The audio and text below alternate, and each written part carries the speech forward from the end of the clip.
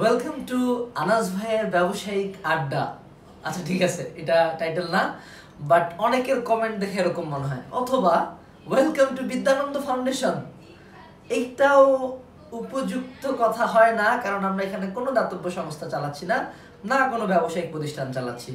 হালকেনস্টাইন একটা আধা ব্যবসায়িক প্রতিষ্ঠান, যেখানে ফার্স্ট হাফে আমি আমার নিজের সর্বোচ্চ জীবন দিয়ে তোমাদের উপকার করার চেষ্টা করি, শেষ হাফে প্ল্যাটফর্মটাকে উঠানোর জন্য কিছু টাকা দাবি করি। কারো ভালো না লাগলে দিবা না টাকা, কে চাইছে ভাই দিবা না, আমি তো হাতে পায়ে ধরতেছি না, আমি তো বলি না যে করো প্লিজ মরে যাবো, করবা না, যাও। ওয়েলকাম টু হালকেনস্টাইন। আমরা শুরু করতেছি আজকে ক্লাস পরিবর্তনশীল বল দ্বারা কৃত কাজ। সো পরিবর্তনশীল বল দ্বারা কৃত কাজ থিমটার আগে আমরা জানি কাজটি কি। সো আমরা জানি আজীবন যে W ইকুয়ালস টু হলো এফ এক্স, আরেকটু ডেপথ ধারণায় W equals two F x cos theta, তার মানে হলো বল ইনটু সরণের উপাংশ। কাজের কোনো দিক নাই, কাজ হলো একটা স্কেলার রাশি, এটা দেখে আমরা আজীবন অভ্যস্ত। কিন্তু কাজের আরেকটা সংজ্ঞা আছে, W ইকুয়ালস টু হলো integration of F DX. So এই সংজ্ঞাটা আমরা জানি কিনা, এখানে x1 থেকে x2 পর্যন্ত, এইটা হলো পরিবর্তনশীল বল দ্বারা কৃত কাজের মেইন থিম। কথা হলো যে এটা যদি একটা স্থান হয়, ধরো কোনো একটা বস্তুকে আমরা বল প্রয়োগ করতে করতে x1 থেকে x2 পর্যন্ত নিয়ে গেছি, কিন্তু আমার যে বলটা আমি প্রয়োগ করছি সেটা কনস্ট্যান্ট ছিল না। এই যে এই জায়গায় W যখন তুমি fx লিখছো, এই ক্ষেত্রে যে fটা প্রয়োগ করছো সেটা কনস্ট্যান্ট। ভাই বল কনস্ট্যান্ট বা ধ্রুবক ছিল না। উদাহরণ দেন, দেখো আমার এই গেঞ্জি আমি টানতেছি, এইটুকু টানলাম খুব আস্তে চলে আসলো, আরেকটুকু টানলাম আমাকে একটু শক্তি বেশি দিতে হয়েছে, আরো টানলাম শক্তি বেশি দিতে হয়েছে, এমনে টানছি সর্বাধিক শক্তি দিতে হয়েছে, রাইট?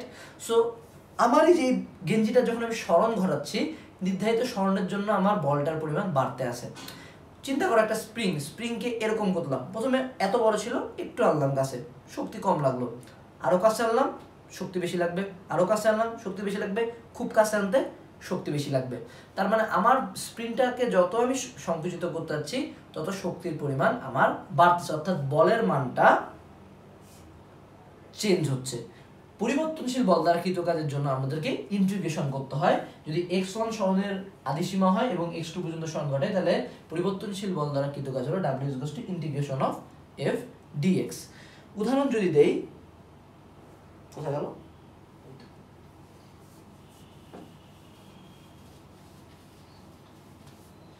থিংক এটা হলো একটা পাটাতন, এখানে সাথে একটা স্প্রিং লাগানো আছে এবং স্প্রিংটা একটা ভরের সাথে যুক্ত। এই জায়গায় মাটির মধ্যে ভরটা রাখা আছে, একে আমরা টান দিলাম, টান দিয়ে আদি অবস্থান ছিল x1, এইখানে নিয়ে গেলাম নতুন ভাবে ভরটাকে, তাহলে x2 তে নিয়ে গেলাম। সরণ হলো কতটুকু, x1 থেকে x2 পর্যন্ত। আমরা জানি স্প্রিং এর যে বলটা যত টানবো তত শক্তি বেশি লাগবে, যত টানবো তত শক্তি লাগবে বেশি লাগবে, তার মানে পরিবর্তনশীল বল। সো স্প্রিং এর F ইকুয়ালস টু কি জানি আমরা, kx, এটা জানি না আমরা, স্প্রিং বল হুকের সূত্র থেকে। সো W ইকুয়ালস টু হলো integration of f dx x1 থেকে x2 পর্যন্ত। এইখান থেকে x1 থেকে x2 পর্যন্ত নিয়ে যেতে কৃত কাজ আমাকে বের করতে হবে। কৃত কাজ বা স্প্রিংটাতে সঞ্চিত শক্তি দুইটা তো সেম। সো এখানে কৃত কাজ হলো সঞ্চিত শক্তি, ওকে। W ইকুয়ালস টু x1 থেকে x2 f dx। এরপর আমি এখানে মানটা বসাই দিই, f ইকুয়ালস টু কি, kx dx x1 থেকে x2। k টা হলো ধ্রুবক, বাইরে চলে আসে, ইন্টিগ্রেশন অফ x x1 থেকে x2 dx, তাহলে k x² divided by 2 integration of x1 থেকে x2, তাহলে সূত্র আসে half k x1 square minus half k x2 square. এখন এইটাকে যদি আমি আরেকটু চেঞ্জ করে লিখি, তাহলে এখানে চলে আসে half k x1 square minus x2 square. এখন আমি একটা কাজ করতে পারি, আমি x1 থেকে x2 দূরত্বটাকে, x1 মাইনাস x2 কে আমি লিখতে পারি x, এই টোটাল দূরত্বটাকে লিখতে পারি x, তাহলে স্প্রিং এর হাফ k x স্কয়ার, এটা হলো স্প্রিং এর সঞ্চিত শক্তি বা স্প্রিং সংকোচন প্রসারণের কৃত কাজ। এভাবে আমরা এই সূত্রটা জানি, সূত্রে আমরা প্রতিপাদনটা শিখলাম সবচেয়ে সহজ উপায়ে পরিবর্তনশীল বল দ্বারা কৃতকাজ আমাদের এখন পর্যন্ত দেখা সবচেয়ে ইজি একটা উদাহরণ। এটা দিয়ে একটা আমরা ম্যাথ করি।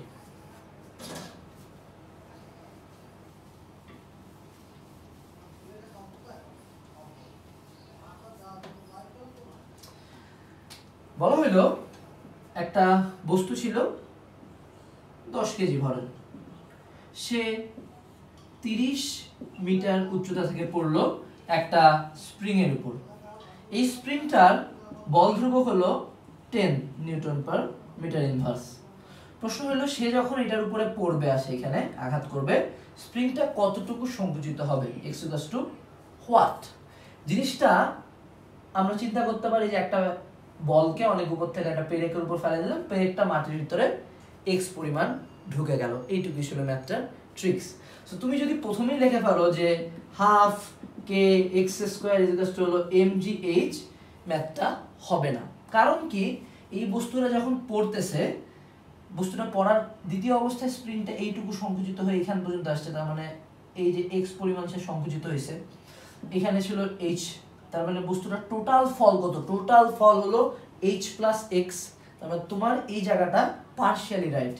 So mg h + x। এইবার ঠিক আছে যে বস্তুটার টোটাল ফলের যে শক্তি স্প্রিং এর সঞ্চিত শক্তির সমান। সো এখন আমরা করলাম ম্যাথ 1। এবার আমরা বের করব x। So half into 10 x square m হলো 10 × 9.8 30 + x। এই জিনিসটা তো একটা x এর দ্বিঘাত রাশি, এটাকে যদি সমাধান করো তাহলে x এর দুইটা মান পাবো। আমরা ধরে নিলাম যে x এর একটা মান হলো 0.17 আর একটা হলো -3.4। এটা তো কখনো ঋণাত্মক মান গ্রহণযোগ্য না, তাইলে স্প্রিংটা কতটুকু সঞ্চিত হবে, 0.17। এটা কেন করলাম না, কারণ স্প্রিং এর সংকোচনের সময় বস্তুটা যতটুকু পড়ছে সেটা আমার টোটাল ফ্রি ফলের অন্তর্গত হবে। সো এই আমরা একটা পরিবর্তনশীল বল দ্বারা কৃতকাজের একটা সিম্পল উদাহরণ শিখলাম। এখানে আমরা এখনো প্রয়োগে যাই না, আমরা মেইন প্রয়োগের দিকে ধীরে ধীরে আগাচ্ছি। এরপরে পরিবর্তনশীল বল দ্বারা কৃতকাজের আরেকটা সবচেয়ে উৎকৃষ্ট উদাহরণ হইল মুক্তিবেগ আর অতি বেগে নিক্ষিপ্ত বস্তু, অর্থাৎ অতি বেগে নিক্ষিপ্ত বস্তু। অতি বেগে নিক্ষিপ্ত বস্তু এই জিনিসটা কি, বুয়েটে বেশ কয়েক বছর আগে বুয়েটে এবং রুয়েটে একটা কোশ্চেন আসলো যে একটা বলকে আমরা উপরের দিকে নিক্ষেপ করব, কত বেগে, 10 কিলোমিটার/সেকেন্ড। 10 কিলোমিটার/সেকেন্ড বেগে আমরা উপরের দিকে নিক্ষেপ করব, তবে তার সর্বাধিক উচ্চতা h = হোয়াট, তবে তার সর্বাধিক উচ্চতাটা কত হবে। প্রশ্ন হলো যে h = আমরা কি লিখতে পারতাম, টিপিক্যালি v² / 2g, এটা লিখে আমরা অভ্যস্ত, তাই না? কিন্তু এইটা এই ক্ষেত্রে হবে না, কারণ আমার নিক্ষেপণ বস্তু 10 কিলোমিটার/সেকেন্ড। কেন, প্রশ্ন হলো কেন। আমরা কি জানি যে এটা হলো পৃথিবী, পৃথিবীর উপরে যদি আমি h উচ্চতায় g এর মান নির্ণয় করি, g = কি, gm / r + h whole square. তার মানে একটা নির্ধারিত h উচ্চতার জন্য g টা পরিবর্তন হয়, অর্থাৎ মহা অভিকর্ষ বল বা অভিকর্ষ ত্বরণটা পরিবর্তনশীল। সো যখন তুমি এখানে h = v² / 2g লিখতেছো, তখন তুমি ধরে নিচ্ছ যে g এর মানটা ফিক্স, দ্যাট ইজ 9.8।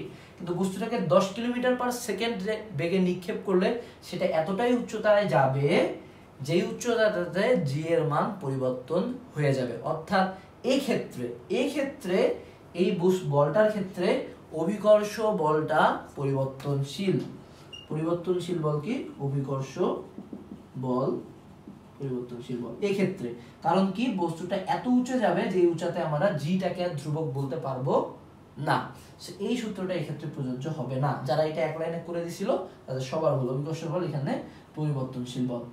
এইবার আমরা ম্যাথটা কিভাবে করব। সো আমরা লিখে রাখলাম যে v = 10 কিলোমিটার/সেকেন্ড, নট মিটার/সেকেন্ড ভাই, কিলোমিটার/সেকেন্ড। এবার আমরা দেখি যে আমরা কিভাবে এটা সর্বাধিক উচ্চতাটা বের করতে পারি।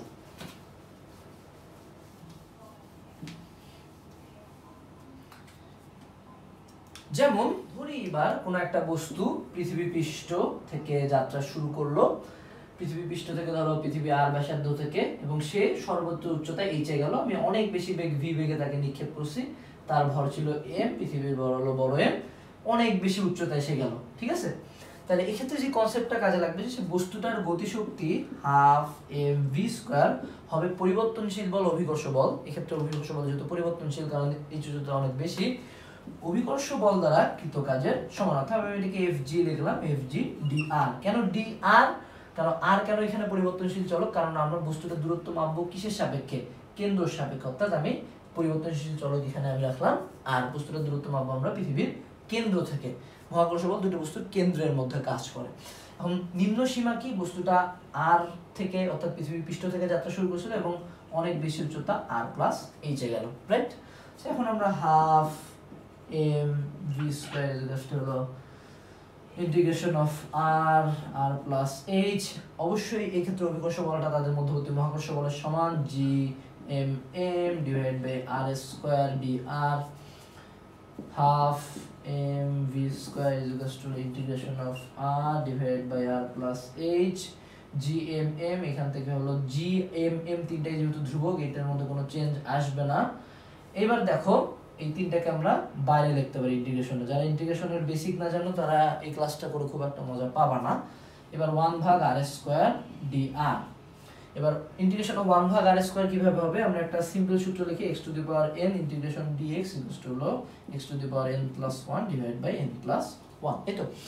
সো এবার half m v square equal to হলো g m m integration of r R plus H. এটা তো চলে যাবে, থাকলো থার্ড ব্র্যাকেট দিয়ে মাইনাস 1 ভাগ আর, কারণ ইন্টিগ্রেশন অফ 1 ভাগ R square equal two minus 1 ভাগ আর। এই তো। এবার ছোট এম দুই সাইড থেকে কাটা চলে গেল, অর্থাৎ বস্তুটার সর্বাধিক উচ্চতা বস্তুটার ভরের উপর কিন্তু আর নির্ভরশীল নাই। এই সাইডে থেকে গেল জি আর এম। ওকে, এইবার V square divide by 2 G M 1 ভাগ আর মাইনাস 1 ভাগ আর প্লাস এইচ। এটা হলো আমাদের ফাইনাল ফর্ম। ওকে, এইটুকু মনে রাখলেও তুমি পারো, অথবা তোমাকে আরো কয়েক লাইন আমাদেরকে সিম্পলিফিকেশন করে এইচ এর মানটাকে নিয়ে আসবে। আমরা সেই সিম্পলিফিকেশনটা করব। আর আমি যখন এই সূত্রটা মনে রাখতাম, মনে রাখতাম বস্তুটার গতিশক্তি বস্তুটাকে এইচ উচ্চতায় পাঠাইতে অভিকর্ষ বল দ্বারা, অর্থাৎ অভিকর্ষ বলতে দুটো পৃথিবী আর বস্তুটার মধ্যে মহাকর্ষ বল দ্বারা কৃতকাজের সমান। এখন আমরা এটাকে একটু সিম্পলিফাই করি। v square divided by 2 is equal to gm divided by r minus gm divided by r plus h. ওকে, আমাদের r plus h অংশটাকে আলাদা করতে হবে। তার মানে gm divided by r plus h equals to gm divided by r minus v square divided by 2. এইবার আমরা একটু যদি লসাগু করি, gm divided by r plus h equals to twice r 2gm minus v square r, উল্টাই দিলাম, যদি উপরে থাকে r plus h divided by gm is equal to হলো twice r divided by 2gm minus v square r। Karna দ্বিগুণ করে দিই, r plus h equals to হলো 2gm r divided by 2gm minus v square r।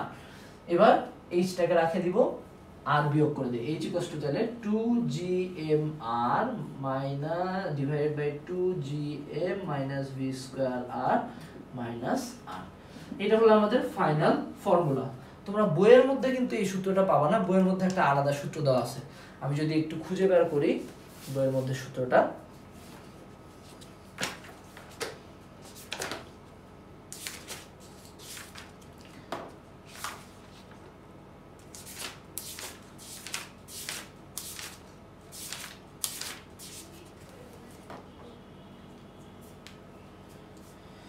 এরা এটাকে simplify করে লেখে। আমাদের সূত্রটা কি, যে h ইকুয়ালস টু হলো 2gmr divide by 2gm minus v square r minus r। এটাকে ওরা সিম্পলিফাই করে আরো দুই ধাপ, 2gv square divide by 2gv square, sorry 2gr square, 2gr square divided by 2gr square minus v square। এইটা হলো ওদের সিম্পলিফিকেশনের সূত্র। এখন ভাই এটা কিভাবে সিম্পলিফাই করলো? আমরা জানি g is equal to কি, gm divided by r square। ওরা এই G R square is equal to হলো জিএম, এই মানটা ওই সমীকরণটাতে ইনপুট করে, GM is equal to 2 G R square, ওখান থেকে ওরা সিম্পলিফাই করে এই সূত্রটা নিয়ে চলে আসে। বাট আমরা আইদার ওয়ে মনে রাখতে পারি। ওরা কি করে যে পৃথিবীর ভর দেওয়া নাই, আমার তো অভিকর্ষ ত্বরণ দেওয়া আছে, অভিকর্ষ ত্বরণের সাপেক্ষে সূত্র এটা, আর মহাকর্ষীয় ধ্রুবকটা থাকলে সূত্র এটা। But either way the main theory is বস্তুটার গতিশক্তি পরিবর্তনশীল বল দ্বারা কৃতকাজ, অর্থাৎ এটা হলো অনেক বেশি বেগে নিক্ষিপ্ত বস্তুর সর্বাধিক উচ্চতা নির্ণয়। আমরা এত দূর করে যখন আসছি, এবার আমরা এই ম্যাথটা করে ফেলি, আমাদের ম্যাথ 2।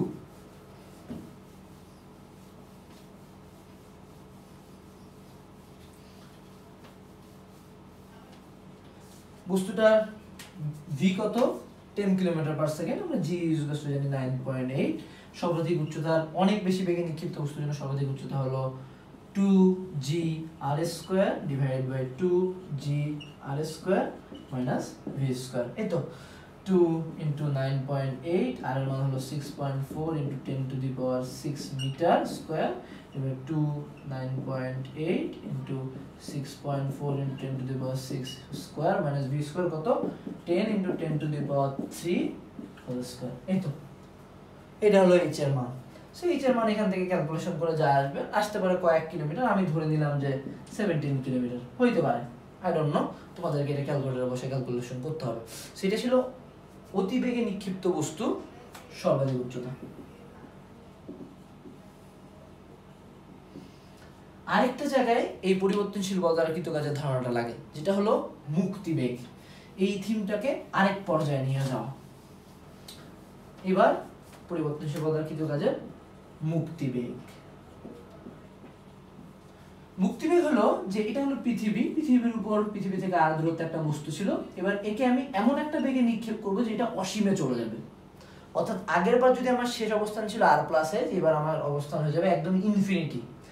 এই সমীকরণটা সবই ঠিক থাকবে যে বস্তুটার গতিশক্তি half M V E square, যেহেতু মুক্তিবেগকে ভিই দ্বারা প্রকাশ করা, একে আমি ভিই বেগে নিক্ষেপ করছি, is equals to integration of, পৃথিবী ভূপৃষ্ঠ থেকে যাত্রা শুরু করছে, অসীমে যা হারায় গেছে, G M M divided by R square D R. Okay, এইটাই হলো আমাদের আলটিমেট ইকুয়েশন, মানে উপরের সীমাটা হলো ইনফিনিটি। এবার যদি এটাকে আমরা ক্যালকুলেশন করি, 2-3 লাইন সিম্পলিফিকেশন করি, half M V square is equal to G M M বাইরে চলে আসলো, ইন্টিগ্রেশন অফ আর উপরে ইনফিনিটি 1 ভাগ R square D R is equal to G M M D A minus 1 ভাগ আর, উপরে সীমা হলো ইনফিনিটি, নিচের সীমা হলো আর। ক্যালকুলেশন করলে আসে ফাইনাল রেজাল্ট 1 ভাগ ইনফিনিটি ইজ ইকুয়াল টু যেহেতু 0, ভি ইজ ইকুয়াল টু হলো আসে root over G M divided by R, gm divide by r। এখন gm ইজ ইকুয়াল টু কি জানি, যে g ইজ ইকুয়াল টু কি, gm divide by r square, এটা জানি না, একটু আগে সূত্রটা তো আমরা হলো gm r স্কয়ার বসাইছিলাম। So gm is equal to কি, g r square. Okay, so gm is equal to root over g, sorry এখানে 2 হবে, g r square 2g r square divide by r, এটা একটু ক্যালকুলেশন ভুল করছিলাম, root over 2g r। So VS কেপের একটা সমীকরণ হলো রুট ওভার 2gm ভাগ r অথবা রুট ওভার 2gr।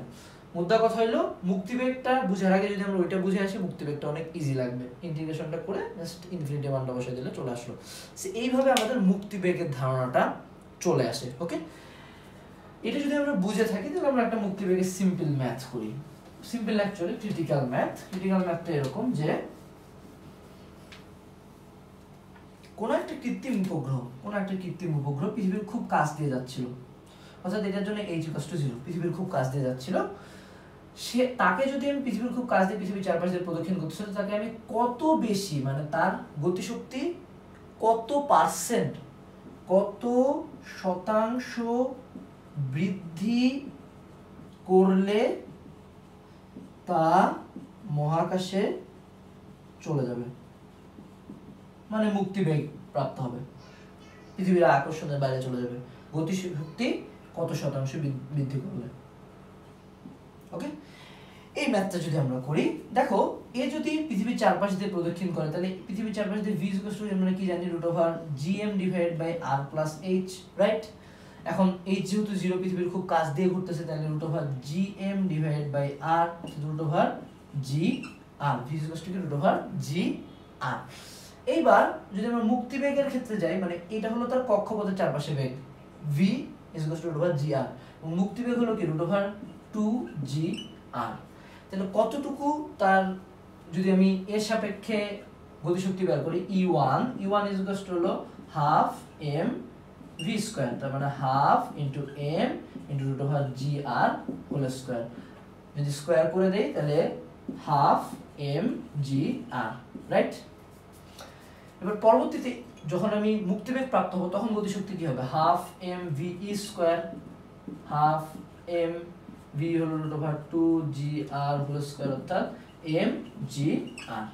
তাহলে বস্তুটার গতিশক্তি কত শতাংশ বৃদ্ধি করতে হলো, সো শতকরা হলো e2 minus e1 divide by e1 into 100, right. e2 কত, mgr minus half mgr divide by e1 হলো mgr into 100%, okay, half mgr।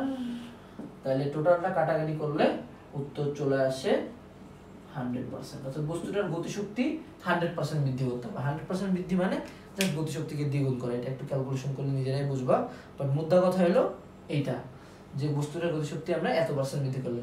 এত কিছু বলার একটাই কারণ, যাতে তোমরা মুক্তিবেগের বেসিক থিমটা বুঝো, মুক্তিবেগটা কিভাবে আসলো এবং অনেক বেশি বেগে নিক্ষিপ্ত বস্তু সর্বাধিক উচ্চতা কিভাবে বের করে সেই থিমটা বুঝো। এটাই ছিল আমাদের পরিবর্তনশীল বল দ্বারা কৃতকাজের বইয়ের জিনিসপাতি। এখন আমরা বুয়েটের বিগত বছরের আসা একটা কোশ্চেন সলভ করি। এইটা আমাদের কোনো পরিচিত থিম না, এটা একটা চলক দিয়ে প্রকাশ করছে।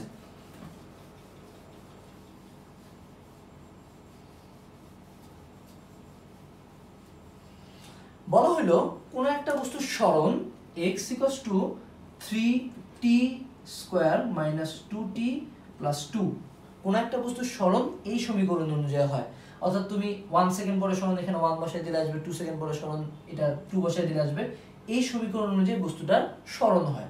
প্রশ্ন হলো বস্তুটার ভর হলো 10 কেজি, বস্তুটার ভর হলো 10 কেজি। তাইলে যদি আমি বস্তুটা 2 থেকে 4 সেকেন্ড সময়ের মধ্যে বস্তুটা যে সরণ হচ্ছে, সরণ অবশ্যই যেহেতু সরণ হচ্ছে তার মানে অবশ্যই তার মধ্যে একটা কাজ হচ্ছে, 2 থেকে 4 সেকেন্ড সময়ের মধ্যে বস্তুটার কৃত কাজ কত? এটা বিগত বছরের ইঞ্জিনিয়ারিং এ আসা একটি কোশ্চেন, 2 থেকে 4 সেকেন্ডের মধ্যে, ঠিক আছে। এইটা আমরা কিভাবে করব, এই ম্যাথটা কিভাবে করব, আমরা একটা মার্কার নিয়ে নিই আলাদা কালারে, বুঝতে সুবিধা হয়। 2 থেকে 4 সেকেন্ডের মধ্যে কৃত কাজ কত? প্রথমে আমরা দেখি যে আমরা জানি w কি ইন্টিগ্রেশন অফ f dx, ওকে। এখন f আমি আরেকটু সিম্পলিফাই করতে পারি, ma লিখতে পারি, ma dx, ওকে। এবার m টাকে বাইরে নিয়ে আসবো কারণ ভর একটা ধ্রুবক জিনিস, a dx, এই পর্যন্ত আমরা করতেই পারি। এই জায়গায় x এর মান দেওয়া আছে, তাহলে আমি কি করতে পারি, dx ডিভাইড বাই dt বের করতে পারি, যেটা হলো বস্তুটার বেগ, মানে আমি dx ডিভাইড বাই dt লিখলাম। dx ডিভাইড বাই dt হলো v, যদি এটাকে ddx করি বা অন্তরীকরণ করি তাহলে কত আসে, 6t - 2, রাইট।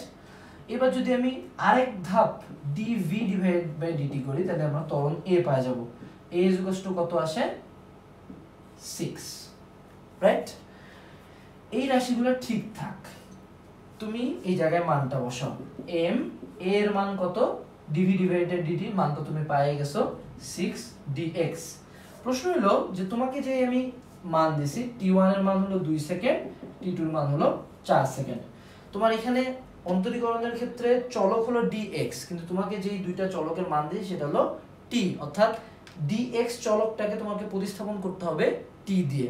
এখন কি করব, এই লাইনটাতে তাকায় দেখো, dx ডিভাইড বাই dt 60 - 2, তাহলে dx কি 60 - 2 ইনটু dt, জাস্ট এখানে মানটা ইনপুট দিব, m integration of 6 into 60 - 2 into dt, কারণ dx হলো 60 - 2 ইনটু dt।